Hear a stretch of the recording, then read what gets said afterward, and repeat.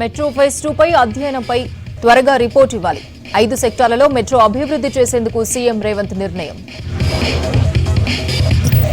సింగరేణిని న్యాయ విచారణ పరిధిలోకి చేర్చాలని సీఎంకు విజ్ఞప్తి. లోక్సభ ఎన్నికల్లో కాంగ్రెస్తో అవగాహన కుదుర్చుకుంటామన్న సిపిఐ. ఇంటర్నేషనల్ కైట్ ఫెస్టివల్ పోస్టర్లను ఆవిష్కరించిన మంత్రి జూపల్లి. 3 రోజుల పాటు జరిగే ఉత్సవాల్లో 16 దేశాల నుంచి 40 మంది కైట్ ప్లేయర్లు.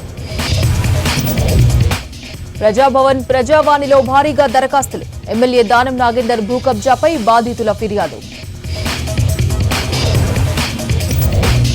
హైదరాబాద్ లో పెట్రోల్ బంకుల దగ్గర కొనసాగుతున్న రష్. వాహనాలతో పాటు క్యాన్లను ఫ్యూయల్ తీసుకెళ్తున్న పబ్లిక్.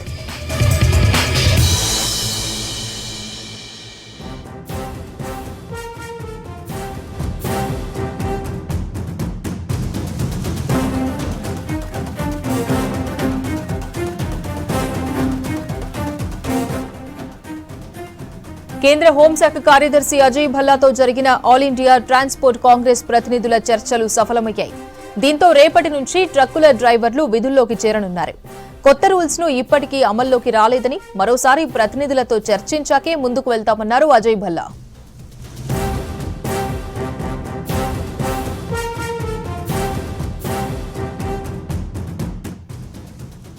కేంద్ర హోంశాఖ కార్యదర్శి అజయ్ భల్లాతో జరిగిన ఆల్ ఇండియా ట్రాన్స్పోర్ట్ కాంగ్రెస్ ప్రతినిధుల చర్చలు సఫలమయ్యాయి. దీంతో రేపటి నుంచి ట్రక్కుల డ్రైవర్లు విధుల్లోకి చేరనున్నారు. కొత్త రూల్స్ ఇప్పటికీ అమల్లోకి రాలేదని, మరోసారి ప్రతినిధులతో చర్చించాకే ముందుకు వెళ్తామన్నారు అజయ్ భల్లా.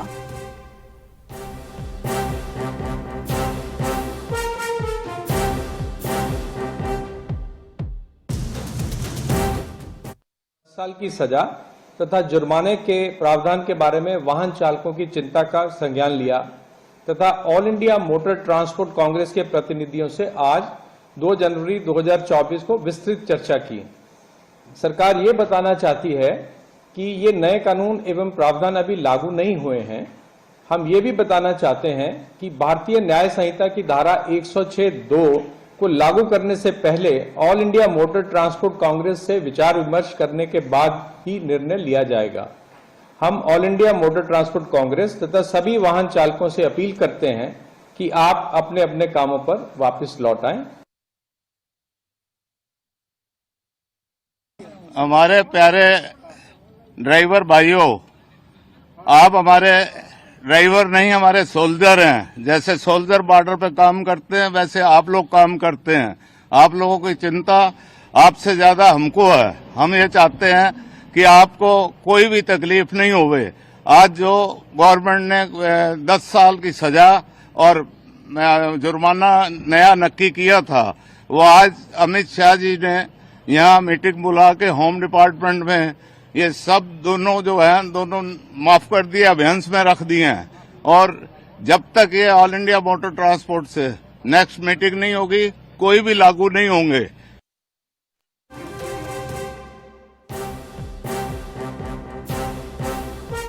మరిన్ని డీటెయిల్స్ ఢిల్లీ నుంచి మదర్ ఫోన్ లైన్ లో అందిస్తారు. మదర్, సమ్మె విరమణ అప్డేట్స్ ఏంటి?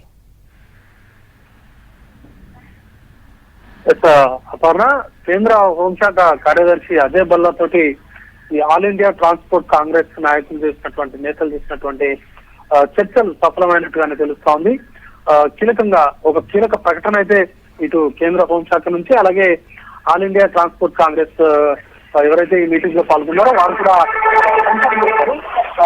ఇప్పుడు దేశవ్యాప్తంగా నడుస్తున్నటువంటి సమ్మెకు సంబంధించి చర్చలు జరిగాయి. ముఖ్యంగా కొత్తగా తీసుకొస్తున్నటువంటి భారత న్యాయ సంహితకు సంబంధించినటువంటి చట్టంలో ఉన్నటువంటి పొందుపరుచినటువంటి 106(2) సంబంధించి ఇంప్లిమెంటేషన్ సంబంధించి కీలక చర్చలు అయితే నడిచాయి. దానికి సంబంధించి ఈ ట్రక్ డ్రైవర్స్ కావచ్చు, లారీ డ్రైవర్స్ వీరందరూ కూడా తీవ్ర అభ్యంతరం అనేది కూడా వ్యక్తం చేస్తా ఉన్నారు. దానిలో భాగంగానే 2 రోజుల నుంచి ఆందోళన బాట పెట్టారు.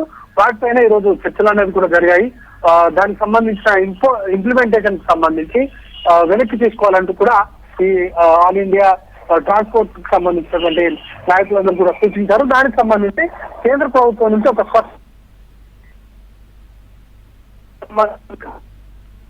అంటే ప్రస్తుతానికి అమల్లోకి రాలేదు. అమల్లోకి వచ్చే ముందు ఖచ్చితంగా ఆల్ ఇండియా ట్రాన్స్పోర్ట్ కాంగ్రెస్ కి సంబంధించిన ప్రతినిధులతోటి చర్చించిన తర్వాత మాత్రమే దీని అమలు పైన నిర్ణయం అనేది కూడా తీసుకుంటాము. ప్రస్తుతానికి ఈ చట్టాలు, ఈ 3 చట్టాలు కొత్తగా తీసుకొచ్చినటువంటి 3 చట్టాలు, ఎవిడెన్స్ యాక్ట్ కావచ్చు, ఐపీసీ యాక్ట్ కావచ్చు, దాంతో పాటు ఇంకా క్రిమినల్ సంబంధించినటువంటి చట్టాలు కావచ్చు, సిఆర్పిసి, ఈ 3 చట్టాలకు సంబంధించి ఇంకా అమల్లోకి రాలేదు. అమల్లోకి వచ్చిన తర్వాత ఏవైతే అభ్యంతరాలు వ్యక్తమవుతున్నాయో వాటిపైన కేంద్ర హోంశాఖ కార్యదర్శి అజయ్ భల్లాతో జరిగిన ఆల్ ఇండియా ట్రాన్స్పోర్ట్ కాంగ్రెస్ ప్రతినిధుల చర్చలు సఫలమయ్యాయి. దీంతో రేపటి నుంచి ట్రక్కుల డ్రైవర్లు విధుల్లోకి చేరనున్నారు. కొత్త రూల్స్ ఇప్పటికీ అమల్లోకి రాలేదని, మరోసారి ప్రతినిధులతో చర్చించాకే ముందుకు వెళ్తామన్నారు అజయ్ భల్లా. కేంద్ర హోంశాఖ కార్యదర్శి అజయ్ భల్లాతో జరిగిన ఆల్ ఇండియా ట్రాన్స్పోర్ట్ కాంగ్రెస్ ప్రతినిధుల చర్చలు సఫలమయ్యాయి. దీంతో రేపటి నుంచి ట్రక్కు డ్రైవర్లు విధుల్లోకి చేరనున్నారు. కొత్త రూల్స్ ఇప్పటికీ అమల్లోకి రాలేదని, మరోసారి ప్రతినిధులతో చర్చించాకే ముందుకు వెళ్తామన్నారు అజయ్ భల్లా.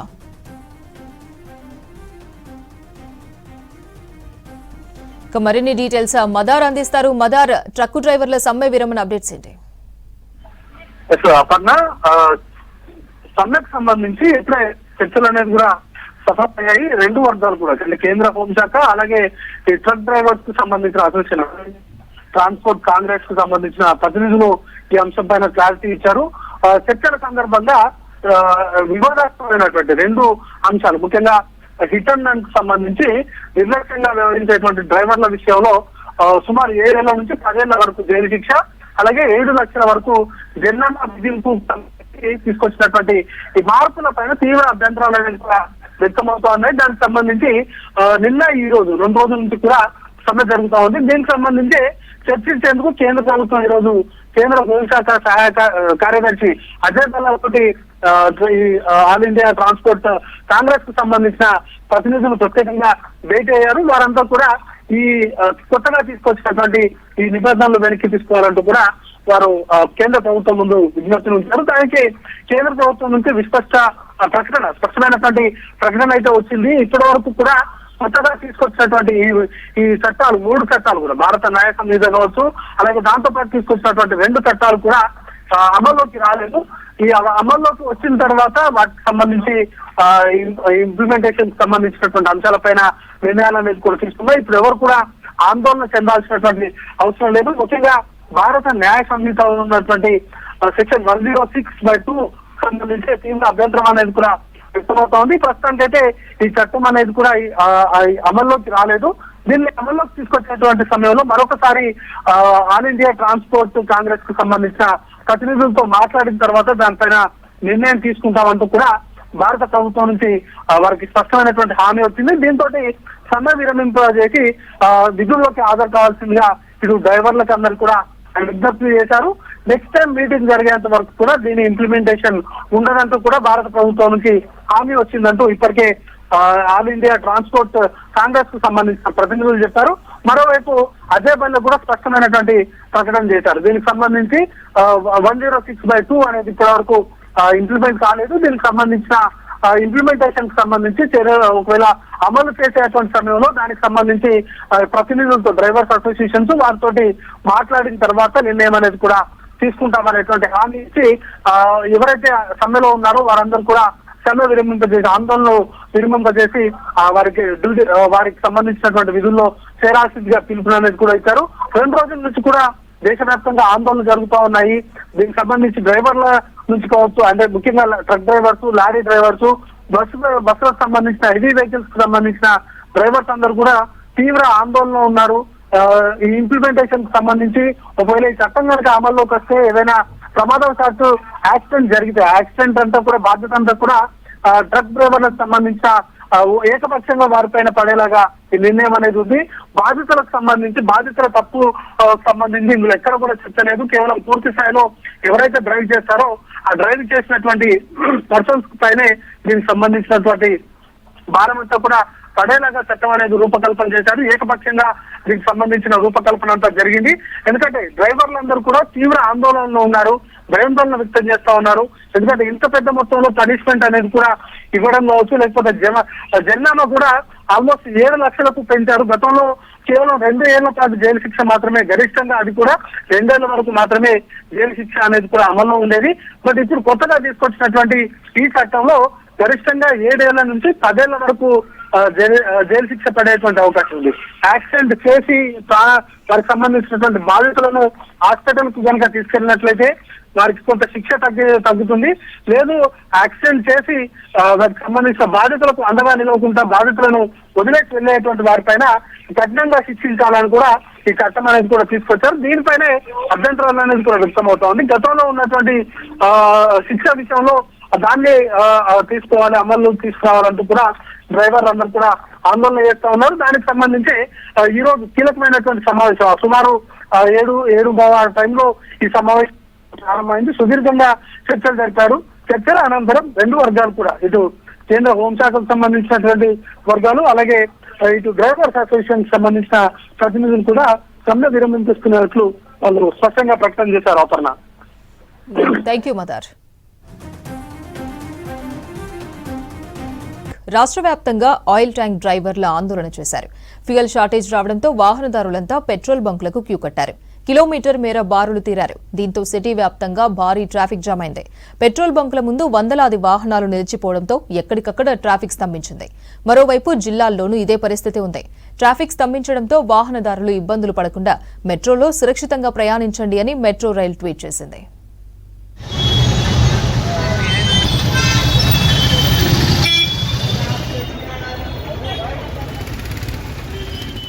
కేంద్ర ప్రభుత్వం తీసుకొచ్చిన హిట్ అండ్ రన్ ను పలు రాష్ట్రాల transport association వ్యతిరేకించింది.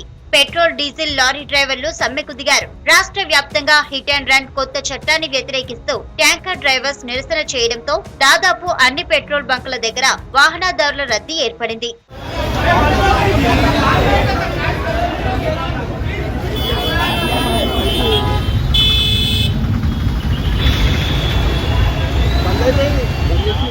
Banjara Hills road number 2, road number 3లో ఎక్కడికక్కడ వాహనాలు నిలిచిపోయాయి. సికింద్రాబాద్, బషీర్బాగ్, రాజేంద్రనగర్, లక్డీ కపుల్ పెట్రోల్ బంకుల దగ్గర రద్దీ పెరిగింది. మరికొన్ని ఏరియాల్లో పెట్రోల్ స్టాక్ లేదంటూ ఎంట్రీ క్లోజ్ చేశారు బంక్ యజమానులు.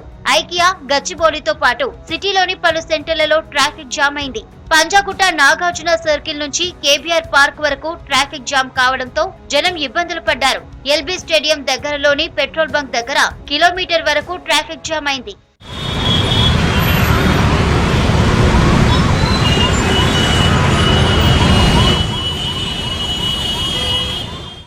పబ్లిక్ పెట్రోల్ లేదు, దానికోసం వచ్చినాం.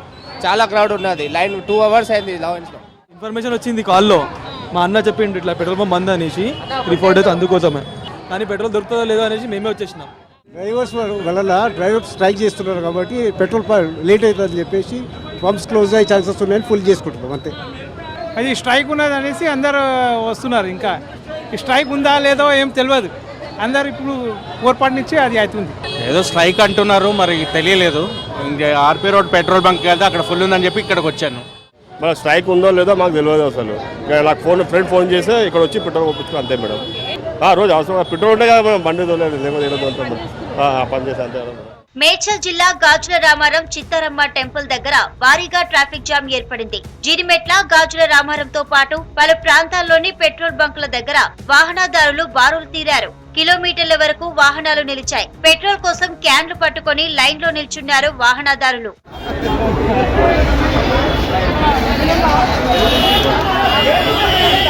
మరోవైపు జిల్లాల్లోనూ పెట్రోల్ బంకుల్లో రద్దీ నెలకొంది. ఉమ్మడి వరంగల్ జిల్లా బంకులపై లారీల సమ్మె ఎఫెక్ట్ కనబడింది. కేంద్రం తీసుకొచ్చిన కొత్త రోడ్డు యాక్సిడెంట్ చట్టాన్ని నిరసిస్తూ లారీల యజమానులు సమ్మె చేపట్టారు. సమ్మెతో పెట్రోల్ ట్యాంకర్లు నిలిచిపోయాయి. దీంతో బంకులకు నిల్వలు తగ్గిపోయాయి. చాలా పెట్రోల్ బంకుల్లో నో స్టాక్ బోర్డులు ఏర్పాటు చేశారు. పెట్రోల్ ఉన్న బంకుల్లో భారీ క్యూ లైన్లు ఉన్నాయి. స్ట్రైక్ ఉందని చెప్పారు మాకు, అందుకని మాది మార్కెటింగ్ కాబట్టి అడ్వాన్స్ గా పెట్టుకుంటే అయిపోతుంది కదా అని. అప్పుడు ఇంతగానే ఏం క్రౌడ్ ఉండదండి. అప్పుడు నేను 150 ఇచ్చేది పెట్రోల్కి, ఇప్పుడు నేను ఒక 500 రూపీస్ పెట్రోల్ తీసుకుంటున్నాను. నార్మల్గా ఇంతమంది ఉండరు, ఇవాళనే ఎక్కువ ఉన్నారు. ఇవాళ ఇంకెక్కువనే పోయించుకుంటారు. 100కు 200 అట్లా ఎక్కువ పోయించుకుంటారు 2 వీలర్లల్లో. ఇక ఆ వీటిలలో అనేది ఇక చెప్పలేము, క్యాన్లలోనే పట్టుకుపోతారు. రేపు బంద్ అని. నల్లగొండ జిల్లాలోని బంకుల దగ్గర పెట్రోల్, డీజిల్ కోసం వాహనదారులు క్యూ కట్టారు. గంటల తరబడి లైన్లో వెయిట్ చేశారు. మహబూబ్ నగర్ లోనూ ఇదే పరిస్థితి. పెట్రోల్ దొరకదని బంకుల ముందు క్యూ కట్టారు. జగిత్యాల జిల్లా కోరుట్లలో పెట్రోల్ బంకులు మరో 3 రోజులు మూతపడతాయి అనే కారణంతో పెట్రోల్ డీజిల్ కోసం వాహనదారులు ఒక్కసారిగా బంకుల వద్ద క్యూ కట్టారు.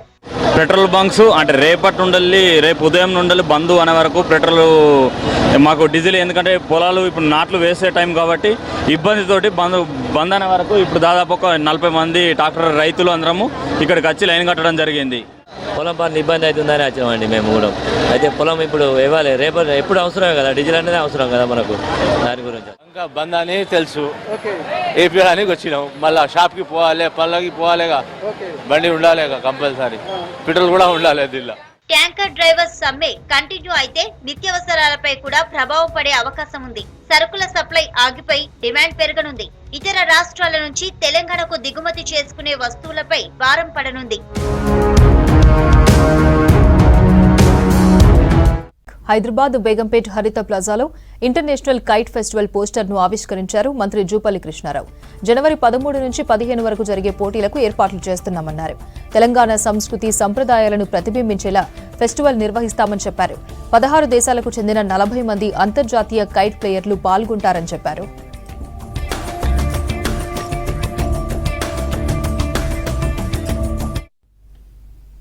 హైదరాబాద్ నాంపల్లిలోని విజయనగర్ కాలనీలో ప్రజాపాలన కార్యక్రమంలో పాల్గొన్నారు మంత్రి పొన్నం ప్రభాకర్.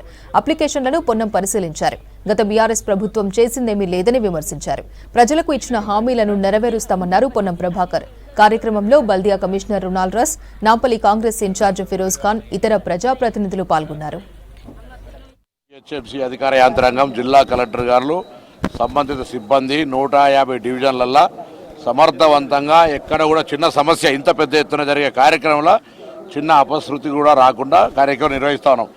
అక్కడక్కడ ఏదైనా ముందు రోజు ఫామ్లో కొరత ఉండి కొంత దొంగలు కృత్రిమ కొరత సృష్టించి ఫామ్స్ ఎత్తుకుపోయి గతంలో ఉన్న అధికారం ద్వారా ఎత్తుకొని పోయినటువంటి అన్ని చర్యలు తీసుకోబడ్డాయి. ఎవ్వరు ఫామ్ కొనే అవసరం లేదు. ఫామ్ ఎవరన్నా అమ్మితే వాళ్ళ మీద కఠిన చర్యలు తీసుకొని ముఖ్యమంత్రి గారే హెచ్చరించారు. సో అది అన్నీ బంద్ అయిపోయినాయి. తప్పకుండా ఫామ్ ప్రభుత్వం ఇస్తుంది.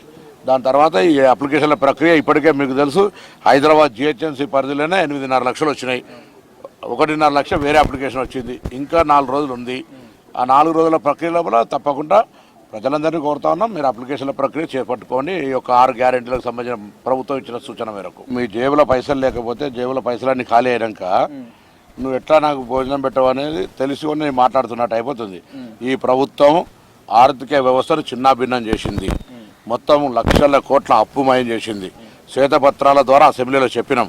ఆ అంశం తెలుసు కాబట్టి వీళ్ళు పథకాలు ఇయ్యారని ముందే వాళ్ళు కోడై కూస్తున్నారు. అయినా సమర్థవంతంగా పరిపాలించగలిగే కెపాసిటీ ఉన్న కాంగ్రెస్ మేము ఇచ్చిన గ్యారంటీలకు అనుగుణంగా వాటన్నిటినీ కాల పరిమితి లోపల పూర్తి చేస్తాం. మీరు ఆందోళన చెందకండి, పరేషాన్ కాకుండా. మేము ఇప్పటికే 2 గ్యారంటీలు ఊరూరా మహిళలు బస్ ఎక్కిపోతా ఉన్నారు. నిరంతరంగా కొనసాగుతుందా లేదా, ఎక్కడ ఇబ్బంది వచ్చిందా? సో భవిష్యత్తు కార్యాచరణ కూడా అట్లే జరుగుతుంది. కొత్తగా ప్రభుత్వం వచ్చే నెల కూడా రేపటికి ఫలితాలు ప్రభుత్వం 7వ తారీఖు ఏర్పడ్డది. ఈ నెల కూడా కాలే. ఎందుకు ఆందోళన చెందుతున్నారో, వాళ్ళకి ఎందుకు అంత ఆతృత వస్తుందో, ఎందుకు అపశకనాలు పెడుతుర్రో, ఎందుకు పూర్తిగా శాపనార్థాలు పెడుతుర్రో ప్రజలకు తెలుసుకోవాలి. ప్రజలకు అర్థమవుతుంది. ఎవరు కానీ కనీసం నెల రోజులు కానీ ప్రభుత్వాన్ని ఇటువంటి శాపనార్థాలు పెట్టే రాజకీయ పార్టీ ఎక్కడ కూడా చూడలే. ఈవెన్ బీజేపీ కూడా కొంచెం నిన్నేదో వాళ్ళు మేము చూస్తాం పరిశీలిస్తాం అన్నట్టున్నది. ఆ కామన్ సెన్స్ కూడా లేదు వీళ్ళకు. అలా ఎల్పిజి మీరు సిలిండర్ వాడుతున్నారు, గ్యాస్ నెంబర్ తీసుకుంటే మీకు ఎన్ని ఎంత ఎట్లా అనేటువంటి ఒక వివరాలు అడుగుతా ఉన్నాం తప్ప అందులో మేమేం దొంగ సమాచారం హైడ్ చేసి అవసరం ఉన్నటువంటి కాదు. గ్యాస్ సిలిండర్ అయితే ఓపెన్ డొమైన్, పబ్లిక్ డొమైన్. మేము దాని డాక్యుమెంట్ అడుగుతలేము. నెంబర్ అడుగుతుంటే కూడా ఎందుకు ఇబ్బంది పడతారు అనేది నాకు ప్రజల ఎవరికి ఇబ్బంది, టీఆర్ఎస్లకు ఇబ్బంది, వేరే ప్రతిపక్షం పబ్లిక్ ఎవ్వరు కూడా నా గ్యాస్ సిలిండర్ నెంబర్ ఎందుకు అని అడుగుతున్నా అంటే నాకు చెప్పు, నేను జవాబు చెప్తాను. అప్లికేషన్ ఓటుకు సంబంధం లేదు, కానీ మాకు ఓటు రాలేదని ఇక్కడ అప్లికేషన్ తీసుకుంటలేము. అది ప్రజలు ఆలోచన చేస్తారు. మేము ఎందుకు ఓటు వేయలేదా అని ఆలోచన చేస్తారు. భవిష్యత్తులో మా వైపు తప్పకుండా వస్తారు. పవర్ని సొంతం కాదు, నా సొంతం కాదు, పవర్ ప్రజాస్వామ్యం. సో నీ పవర్ అయినా నా పవర్ అయినా ప్రజల కొరకు ఉపయోగించాలి. మీకు విజ్ఞత ఉంటే గత 10 సంవత్సరాలు ప్రభుత్వం నడిపినటువంటి మంత్రిగా మీ కార్పొరేటర్లకు కానీ మీ వాళ్ళందరికీ ప్రజాస్వామికంగా అధికార యాంత్రాంగం చేస్తున్న కార్యక్రమంలో చురుకుగా భాగస్వాములు కమ్మని కోరమని మాజీ మంత్రి గారు విజ్ఞప్తి చేస్తున్నారు. ఖైరతాబాద్ బీఆర్ఎస్ ఎమ్మెల్యే దానం నాగేందర్ తమ భూమిని కబ్జా చేశారని ఆరోపించారు బాధితులు. ప్రకాష్ నగర్లో తాము ఎప్పుడో కొనుగోలు చేసిన భూమిని దానం అనుచరులు ఆక్రమించుకున్నారని మండిపడుతున్నారు. దీనిపై ప్రజావాణిలో కంప్లైంట్ చేశారు ప్రకాష్ నగర్ వాసులు. కష్టపడి కొనుక్కున్న భూమిని ఎమ్మెల్యే దానం ఆయన అనుచరులతో కబ్జా చేయించాడని ఆరోపిస్తున్నారు బాధితులు.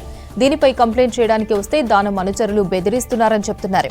వెంటనే దానంపై చర్యలు తీసుకోవాలని ప్రజాభవన్ ముందు నిరసనకు దిగాడు ఓ బాధితుడు. దీంతో అక్కడ పరిస్థితి ఉద్రిక్తంగా మారింది.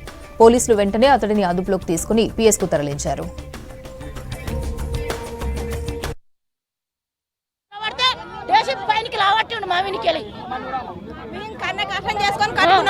పొలాలు అమ్ముకొని ఇండ్లు కొనుక్కున్నాయి మాకు కావాలి మేము కావాలి మాకు అవి అని మమ్మల్ని బెదిరిస్తున్నారు. తిరుగుతూనే ఉంటారు వాళ్ళు కూడా. ఈ బిల్డింగ్లు అన్ని మాయిగా అయ్యాయి సారు. దానం నాగేందర్ రెడ్డి మా ఇండ్లన్నీ కబ్జా చేసిండు, కూల కొడతాండు. మమ్మల్ని వెళ్ళిపోండి, ఏమి ఇయ్యం మీకు ఏం లేదు.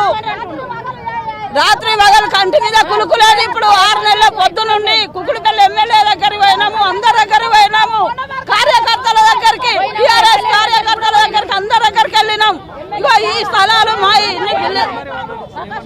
మేము చూసుకుంటామమ్మా అన్నారు. ఇప్పుడు మొన్న కూడా మళ్ళా ఫోన్లు చేసి మీరు కాల్ చేస్తారా, మీరు వెళ్ళిపోతారా, ఎక్కడన్నా వెళ్ళిపోండి, మీకు 10,000 ఇస్తాము, మీరు వెళ్ళిపోండి, లేకపోతే గుండెగాల్లో పెట్టి జేసీబీలు పెట్టి మీరు తినేదానికి గిన్నెలు లేకుండా కూడా చేసి కూలగొట్టి మేము కబ్జా చేసుకుంటాము అని మాట్లాడుతున్నారు సారు.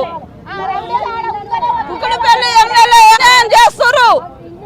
కాంగ్రెస్ మళ్ళా టీఆర్ఎస్ గెలిస్తే మీకు పట్టాలు ఇస్తామన్నాడు. మేము 12 సార్లు మీటింగులు పెట్టాడు. మళ్ళీ ఇప్పుడు కూలగొడతాము, మీరు వెళ్ళిపోవాలి, మేము కూలగొడతాము, కబ్జా చేసుకుంటామని బెదిరిస్తున్నారు సారు. మేము గంజా తాగి కాలువ పక్కకున్నాయి మా గుడిసెలు, సార్ మా గుడిసెలు. ఏదో కూలీనాలు వేసుకొని కొనుక్కున్నాం సార్. మేము ఒట్టే కబ్జా చేసుకున్నాయి కూడా కాదు. మా రక్తం దార పోసి కూలినాలు అన్ని ఉన్నాయి మాకు. 20 ఏళ్ళ పొద్దు అయిపోయాయి.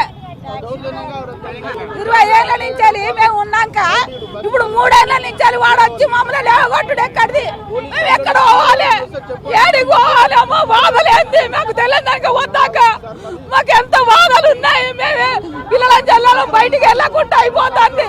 రాళ్ళు పట్టుకున్నాడు, రప్పలు పట్టుకున్నాడు, ఆడ కూకుండా పెట్టుడు వాళ్ళను. మేమేం చేయాలి? మేము ఎక్కడ పోయి సావాలి? మరి మాకు ఏం న్యాయం చేస్తారు? దయచేసి మాకు న్యాయం చేయాలి. మా ఇంట్లో మాకు దక్కేటట్టు చేయాలి. కాళేశ్వరం ప్రాజెక్టు నిర్మాణంలో జరిగిన అవినీతిపై హైదరాబాద్లోని తెలంగాణ జనసాధన సమితి ఆధ్వర్యంలో రౌండ్ టేబుల్ సమావేశం జరిగింది. అవినీతికి కారణమైన వారిపై కఠిన చర్యలు తీసుకోవాలని డిమాండ్ చేశారు మేధావులు.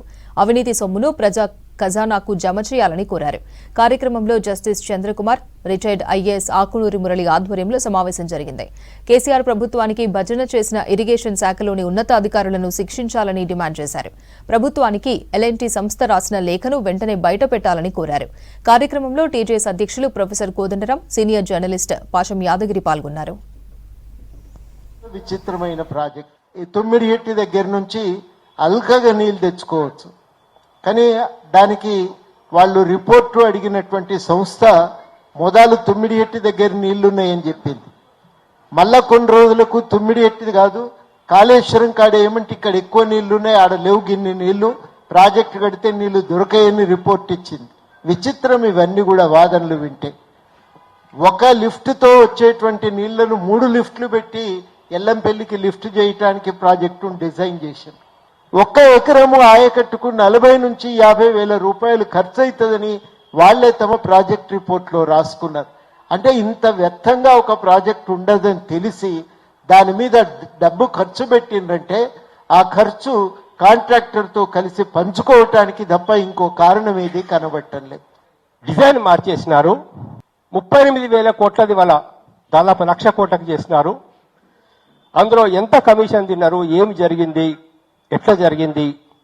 అయ్యా, నా డబ్బు, మా డబ్బు, ప్రజల డబ్బు, రైతుల డబ్బు, కూలీల డబ్బు, మధ్యతరగతి వాళ్ళ డబ్బు. గవర్నమెంట్ దగ్గర డబ్బు అంటే వాళ్ళ తాత సొమ్ము కాదు, మనందరి డబ్బు.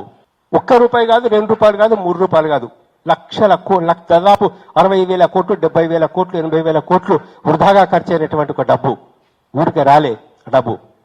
కాబట్టి మనం మేమేం చెప్తున్నామంటే ఇవాళ గవర్నమెంట్ని మేము డిమాండ్ చేస్తాం, రేవంత్ రెడ్డి గవర్నమెంట్ను పక్షపాతం లేకుండా మీరు ఎంక్వైరీ చేయండి, నిజాయితీపరులైన ఆఫీసర్లతో ఎంక్వైరీ చేయండి, కమిటీ వేసి నెల రోజుల్లో వీలైతే లేదు కనీసం 2 months లోపల ఎంత మోసం జరిగింది తెలంగాణకు, తెలంగాణ ప్రజల డబ్బు ఎంత తిన్నారు అనే విషయం చెప్పండి. ఇప్పుడు మాకు ఇంజనీరింగ్ డిపార్ట్మెంట్స్లో ఏంటుంటుందంటే ఏదైనా ఎనీ పని, అది ఒక 10 రూపాయల పని కావచ్చు, 10,000 కోట్ల పని కావచ్చు, అది ఎప్పుడు స్టార్ట్ అవుద్దంటే టెక్నికల్ శాంక్షన్ చేస్తేనే స్టార్ట్ అవుద్ది. టెక్నికల్ శాంక్షన్ ఎవరిచ్చారో వాళ్ళు ఫస్ట్ కల్పిట్, నంబర్ 1 కల్పిట్. అంటే straight away that chief engineer should go to jail. చాలా పెద్ద డబ్బు, 9,000 కోట్ల నుంచి 11,000 కోట్ల వరకు ఉన్న ప్రాజెక్టుని అంటే ఆల్రెడీ ఖర్చు పెట్టేశారు. అంటే మరి ఆ 9,000 కోట్లు ఖర్చు పెట్టిన తర్వాత అంటే ఇది ఆ జైలు శిక్ష మామూలు 10 సంవత్సరాలు పడితే ఇప్పుడు అది ఆపేసి కట్టినందుకు 20 సంవత్సరాలు పడాలి. అంటే అప్పటికే నీకు 2 TMC వాటరే నువ్వు లిఫ్ట్ చేయలేకపోతున్నావు. At any given point of time maximum lift చేసింది ఒక రోజు ఎంత 1.4 TMC వాళ్ళ రికార్డ్ ప్రకారము. అది మ్యాక్సిమం ఎప్పుడైనా కానీ అంటే పీక్ ఫ్లడ్లో ఉన్నప్పుడు కూడా 2 TMC డిజైన్ ప్రకారం చేస్తే 1.4 చేశారు. అయినా కానీ 3rd TMC ఎందుకు తీసుకున్నారు? 20,000 రూపాయలు ఎప్పుడైనా ఇట్లాగే అర్జెంటుగా రోడ్లు రిపేర్లు అని అర్జెంట్గా ఇస్తే దానికి 100 క్వశ్చన్లు ఆడిట్ వాళ్ళు వేసేవాళ్ళు, భయపెట్టేవాళ్ళం, వణిగిపోయేటోళ్ళం నామినేషన్ అంటే. ఇప్పుడు 4,500 కోట్ల రూపాయలు నామినేషన్ చేస్తే మీకు టెండర్స్ పిలవరు. సో ఉత్తరే నామినేషన్ చేసింది ఆ కాంట్రాక్టర్ మంచోడే చేస్తున్నాడు బాగానే అని. ఇది అడ్మినిస్ట్రేటివ్ డెసిషన్, ఇది ముఖ్యమంత్రి గారి తీసుకున్న డెసిషన్ ఇదంతా కూడా. టు రిస్టోర్ డ్యాములు కడితే ప్రకృతి నాశనం అవుతుంది, నీటి నాణ్యత పడిపోతున్నది, తాగితే రోగాలు వస్తున్నాయి. 10 రోజుల నీళ్లు మనం తాగం కదా కుండలోది, మరి 60-70 ఏళ్ళ నీళ్లు కింద ఎట్లా ఉంటుంది, పైన ఉండకపోవచ్చు. అందుకని వాటిని కూల్చేసినారు 1951. 2018లో అంటే 5 ఏళ్ల కింద ఒక్క పెన్సిల్వేనియాలో 381 డ్యాములు కూల్చేసినారు. అక్కడ కూలుస్తుంటే ఇక్కడ ఎందుకు కడుతున్నారు? ఏ కాంట్రాక్టర్ మేపడానికి? ఇది అవినీతి. ఈ ప్రాజెక్టులు మొత్తంగానే అవినీతి ఒకటి. రెండవది, ఒక బేసిన్ నీళ్ళని ఇంకో బేసిన్కి ఎట్లా తీసుకుపోతారు? ఇది జలచౌర్యం కాదా? అక్కడి ప్రజలకు 60 to 70% తాగునీటి అవసరాలు తీరాలి, వ్యవసాయ అవసరాలు తీరాలి, పారిశ్రామిక అవసరాలు తీరాలి. ఆ తర్వాతనే నీటిని అటు తీసుకుపోవాలి. అక్కడ తీసుకుపోకుండా వాళ్ళ నోరు కట్టేసి మూసి అంటే కృష్ణా బేసిన్ తీసుకురావడం అంటే ఇది జలచౌర్యం. తెలంగాణ ప్రజలని ఆర్థికంగా గుదిబండ చేసిరు. ఇది సంవత్సరానికి చెల్లించాల్సిన అప్పు 13,000 కోట్లు, 30 సంవత్సరాలు చెల్లించాలి. ఒక్కొక్క ఎకరాకి 42,500 కోట్లు కరెంటు ఖర్చు అవుతుంది. వాళ్ళు ఇచ్చిన లెక్క ప్రకారమే ఆపరేషన్ కాస్ట్, మెయింటెనెన్స్, వడ్డీలు, మిత్తీలు అసలు కలిపితే 6,50,000 రూపాయలు. ఎకరా పంటకి 6,50,000 రూపాయల ఆదాయం ఎక్కడైనా వస్తుందా? పిచ్చి తుగ్లక్ ప్రాజెక్టులకు ఇది పరాకాష్ట. కాబట్టి ఇంతకు ముందంటే కేసీఆర్కి భయపడో, కేసీఆర్ ఇచ్చే తాయిలాలకు భయపడి ఆహా ఓహో అన్నట్టు ఎక్కడ నీళ్లు కనబడ్డా కూడా కాళేశ్వరం అని చెప్పారు. కాళేశ్వరం ప్రాజెక్టు మునిగి గత సంవత్సరం మునిగినాక కూడా అత్యధిక ఈల్డ్ వచ్చింది. అంటే ఎక్కడ నీళ్లు కనబడ్డా కాళేశ్వరం నీళ్ళు అని చెప్పి అక్షింతలు పూలు తీసుకుపోయి పసుపు కుంకుమ చల్లిండు KCR. Civic society advocacy group పెద్దలు కోదండరామ్ గారు కానీ, చంద్రకుమార్ గారు కానీ, ఆకునూరి మురళి గారు, మన పివల్ విశ్వేశ్వరరావు గారు, ఇంజనీర్స్ అంతా కలిసి మనమే ఒక స్వయం ప్రతిపత్తి గల సంస్థతోటి చేయించాల్సిన బాధ్యత ఉంది. బోధన్ బీఆర్ఎస్ మాజీ ఎమ్మెల్యే షకీల్ కొడుకు సోహెల్ కారు యాక్సిడెంట్ కేసులో కీలక పరిణామాలు చోటు చేసుకున్నాయి. కారు యాక్సిడెంట్ కేసు నుంచి సోహెల్ ను షకీల్ తప్పించినట్లు పోలీసులు గుర్తించారు. అటు సోహెల్తో కలిసి షకీల్ దుబాయ్ వెళ్లడంపై పోలీసులు ఆగ్రహం వ్యక్తం చేశారు. మాజీ ఎమ్మెల్యే షకీల్పై కేసు నమోదు చేసిన పోలీసులు గతంలో నమోదైన కేసులను రీఓపెన్ చేస్తున్నారు. అటు సోహెల్ తప్పించుకునేందుకు షహీల్కు సహకరించిన సీఐ దుర్గారావుపై చర్యలు చేపట్టారు పోలీసులు. మాజీ ఎమ్మెల్యేపై ఇప్పటికే లుకౌట్ నోటీసులు జారీ చేసిన పోలీసులు సోహెల్, షకీల్ను దుబాయ్ నుంచి తీసుకొచ్చేందుకు చర్యలు చేపట్టారు.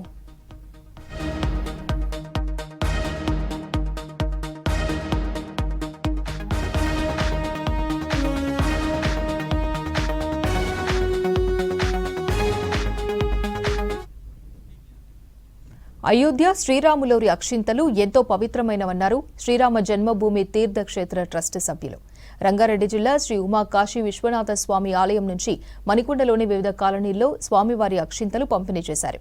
అక్షింతలు ప్రతి ఇంట్లోని పూజ గదిలో ఉంచాల్సిన అవసరం ఉందన్నారు తీర్థక్షేత్ర ట్రస్ట్ సభ్యులు.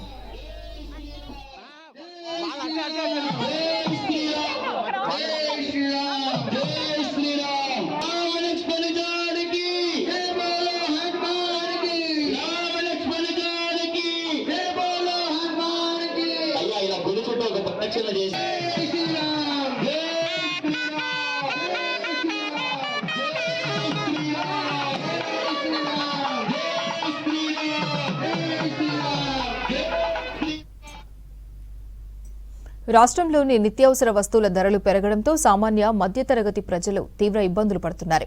కూరగాయలు, బియ్యం రేట్లు భారీగా పెరగడంతో కొనేందుకు అవస్థలు పడుతున్నారు. 25 కేజీల బియ్యం ధరలు 1500 నుంచి 1650 రూపాయలకు ఎగబాకాయి. అయితే పెరిగిన బియ్యం ధరలు క్రమంగా తగ్గుతాయంటున్న రైస్ మర్చెంట్ నాగేంద్రతో మా reporter Raju face to face. గత 4-5 రోజులు రైస్ ధరలు పెరిగాయని వార్తలతో సామాన్య ప్రజలు చాలా ఇబ్బందులు పడుతున్న పరిస్థితి అయితే కనబడుతుంది. ప్రజెంట్ నేను ముషిరాబాద్ నియోజకవర్గంలోని రామ్నగర్ ఏరియాలోనే ఒక రైస్ డిపోలో ఉన్నాను. చాలామంది ఇక్కడ రైస్ కొనుగోలుదారులు కూడా ఉన్నారు. రైస్ మర్చెంట్ ఇక్కడ ఉన్నారు. ఇక్కడ రెగ్యులర్గా హోల్సేల్ ఇది రైస్ డిపో. ఇది చాలామంది ఇక్కడ ఇటు ముషిరాబాద్ కావచ్చు, రామ్నగర్ చుట్టుపక్కల ఉండే ప్రాంత వాసులంతా ఇదే షాప్లో వచ్చి ఎక్కువగా కొనుగోలు చేస్తుంటారు. వాస్తవంగా ఒక రైస్ బ్యాగ్ ఎంత ఉంది, 25 కేజీల రైస్ బ్యాగ్ ఎంత ఉంది, క్వింటాల్కి ఎంత పడుతుంది, గతంలో ఎంత ఉండే రైసు ఇప్పుడు ఎంత ఉంది, బీపీటీ కావచ్చు, సోనా మసూరి కావచ్చు, మిగతా రైస్ వాటి రేట్లు ఏ విధంగా తెలుసుకునే ప్రయత్నం అయితే చూడవచ్చు. ఇది హోల్సేల్ తీసుకునే వాళ్ళకు, కస్టమర్స్కు ఇందులో జోకేస్తారు. కిలో 2 కేజీలు లేకపోతే 25 కేజీల బ్యాగ్ కావాలనుకున్న వారికి నేరుగా 25 కేజీల బ్యాగ్, వాళ్ళకు కావాల్సిన హెచ్ఎంటీ రైస్ అయితే హెచ్ఎంటీ, లేకపోతే సోనా మసూరి అయితే సోనా మసూరా, వాళ్ళకి కావాల్సిన రైస్. చాలామంది ఇక్కడ కర్నూలు రైస్ కావచ్చు, అక్కడ చూడొచ్చు కర్నూలు రైస్ కావచ్చు, ఒక్కొక్క బ్రాండ్ తోనే ఇక్కడ ఎక్కువగా సేల్ చేస్తుంటారు. చూడొచ్చు మనం.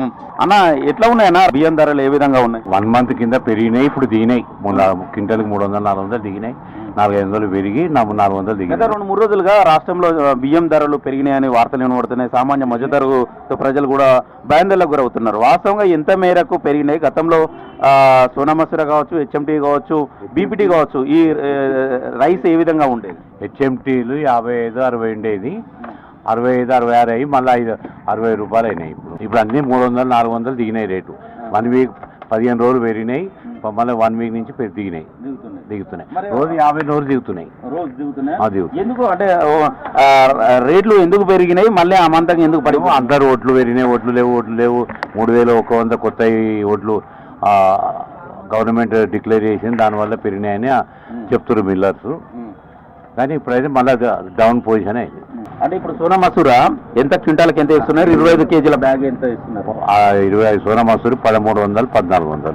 మొన్న దాకా 1500, 1550 పోయినాయి. ఇప్పుడు 1400, 1350, 1300, 1250 దిగినాయి.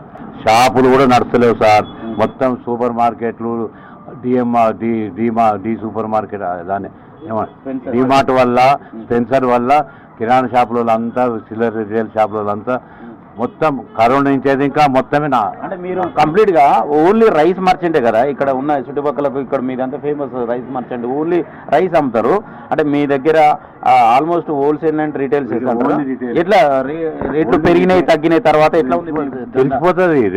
డైలీ తెచ్చిపోతుంది. కానీ ఇప్పుడు మార్కెట్ ఏం లేదు. ఇదివరకు 2 రోజులకు ఒకసారి ఖరీదు చేసేది, ఇప్పుడు నెల 15 రోజులకు ఒకసారి కూడా ఖరీదు చేస్తలేము. కస్టమర్ ఉన్నారు. అన్న, చెప్పండి అన్న, ఎట్లా ఉన్నాయి రైస్ ధరలు, ఎట్లా ఉన్నాయి? ఏమంటున్నారు? పోయిన నెలకి ఈ నెలకి అయితే 100-150 రూపీస్ చేంజ్ అయ్యింది 25 కేజీ బ్యాగ్కు. అదైతే వాస్తవము. మేము ఎప్పుడు 1200 రూపీస్ 25 కేజీ బ్యాగ్ తీసుకుంటున్నాము.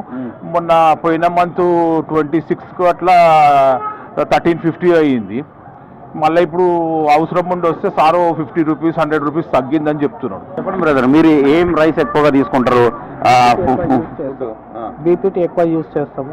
అంటే లాస్ట్ ఇయర్కి ఈ ఇయర్కి రైస్ అయితే 1500 పెరిగింది. లాస్ట్ ఇయర్ 3500 నుంచి వస్తుండే కొత్త బియ్యం. ఈసారి ఏంటంటే 4500 నుంచి 5000 అయింది. ఆ కారణం ఏంది అనేది అంటే రైతుల దగ్గర నుంచి ప్యాడీ వచ్చేది 3200, 3300 రూపాయలు అక్కడనే ప్యాడీ పోతుంది. దానితోటే పెరిగినదని చెప్పేసి వాళ్ళు ఇది చేస్తున్నారు. అయితే మిల్లర్లు అంటే ఊర్ల పంటి ఎవరైనా తీసుకొచ్చి ఫ్రెండ్ సర్కిల్ ఎవరైనా వ్యవసాయదారులు ఉండి ఒకటే వాళ్ళ పంట పండించేటోళ్ళు అడిగినా వాళ్ళు అక్కడనే 4800, 5000 రూపాయలు తక్కువ లేదని వాళ్ళు చెప్తున్నారు.